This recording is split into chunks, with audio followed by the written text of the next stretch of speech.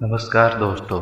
आज हम आपको एक ऐतिहासिक घटना के बारे में बताने जा रहे हैं जो हमें श्री कृष्ण के विचारों में ले जाती हैं। क्या आप जानते हैं कि श्री कृष्ण की मृत्यु कैसे हुई थी और इस एक श्राप के कारण पूरा युद्ध वंश कैसे उजड़ गया? चलिए इस रहस्यमयी कहानी को खोलते हैं। श्री कृष्ण की लीलाओं से शायद ही कोई अनजान होगा, लेकिन क्या आप जानते हैं कि श्री कृष्ण की मृत्यु कब और कहाँ हुई थी और वह कौन था जिनके हाथों उनकी मृत्यु हुई? कुरुक्षेत्र का भीषण युद्ध जिनके मानवता को लगभग नष्ट कर दिया था, समाप्त हो चुका था। पांडव अपनी जीत से खुश नहीं थे। युद्ध में हुई भारी तबाही देखकर उनका मन बहुत दुखी था।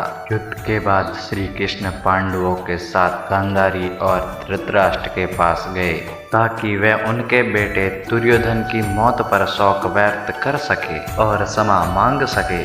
वहां पहुंचकर उन्होंने देखा कि दुर्योधन का खून से लथपथ शरीर और उन्हें अंधे माता पिता की आंखों से बहते आंसुओं ने पांडवों का भी दिल भर दिया। गांधारी ने पांडवों को छोड़कर श्री कृष्ण को ही दुर्योधन का मौत का असली जिम्मेदार मान लिया। गांधारी ने श्री कृष्ण पर चीखते हुए कहा, आप तो अर्काधीश हैं जिनकी मैंने विष्णु का अवतार मानकर पूजा की। क्या आपको अपने किए पर जरा भी शर्म नहीं है? आप अपनी दिव्य शक्ति से इस युद्ध को रोक सकते थे, लेकिन आपने कुछ भी नहीं किया। एक बेटे की मौत पर आंसू बहाने वाली माँ का दर्द आप खुद अपनी माँ देवकी से पूछिए, जिसने अपने 7 बच्चों को अपने आंखों के सामने मरते हुए देखा। इसके बाद गांधारी ने श्री कृष्ण को श्राप देते हुए कहा, अगर विष्णु के प्रति मेरी आस्था सच्ची रही तो आज से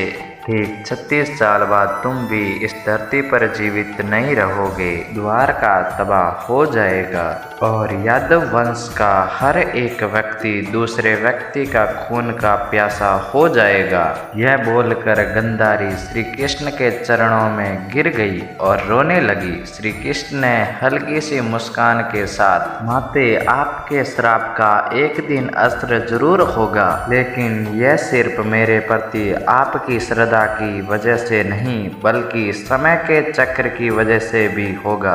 कहते हैं कि गांधारी का यही श्राप यादव वंश के विनाश और भगवान श्री कृष्ण की मृत्यु का कारण बन गया। कई साल बाद श्री कृष्ण के पुत्र सांबा गर्भवती स्त्री का वेश धारण कर ऋषि मुनि से मिलने गए। ऋषियों ने ये देखकर नाराज होकर सांबा को श्राप दिया, तुम एक ऐसे लोहे की तीर को जन्म दोगे जो तुम्हारे कुल और साम्राज्य का विनाश कर देगा। यह सुनकर सांबा बहुत डर गए और उन्होंने इस पूरी घटना के बारे में उग्रसेन को बताया। सांबा को इस श्राप से बचाने के लिए उग्रसेन ने सलाह दी कि वह उस तीर को चूर्ण बनाकर प्रभास नदी में बहा दे। ऐसा करने से श्राप का असर खत्म हो जाएगा। जब चूर्ण को नदी में प्रवाहित किया गया तो उस इलाके में एक खास प्रकार की घास उगाई। यह देखकर उग्रसेन ने आदेश दिया कि यादव राज्य में किसी भी प्रकार के नशीले पदार्थ का उत्पादन और वितरण नहीं होंगे। उसके बाद द्वारका में बहुत कुछ अशुभ संकेत देखने को मिले। श्री कृष्ण का सुदर्शन चक्र, शंख, रथ और बलराम का हल अदृश्य हो गए। द्वारका में अपराध और पाप बढ़ने लगे।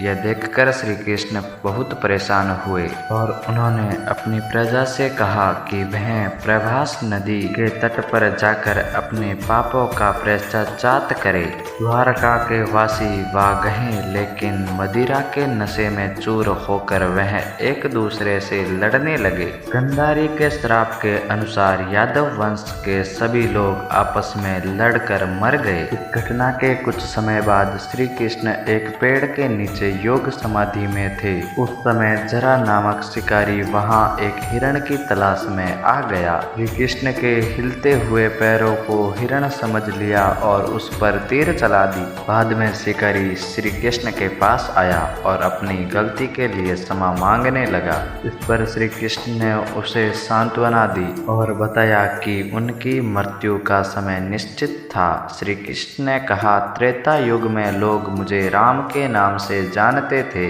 राम ने सुग्रीव के बड़े भाई बाली का छिपकर वध किया था।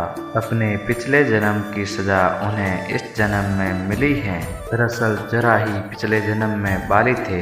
इसके बाद श्री कृष्ण ने अपने शरीर को त्याग दिया। उनकी मृत्यु को कलयुग की शुरुआत माना जाता है। दोस्तों, अगर वीडियो आपको अच्छा लगा हो तो कमेंट में जय श्री राधा कृष्ण जरूर लिखें और ऐसे ही प्रेरणादायक वीडियो देखने के लिए ईट्स के मोटिवेशनल चैनल को सब्सक्राइब करें। धन्यवाद।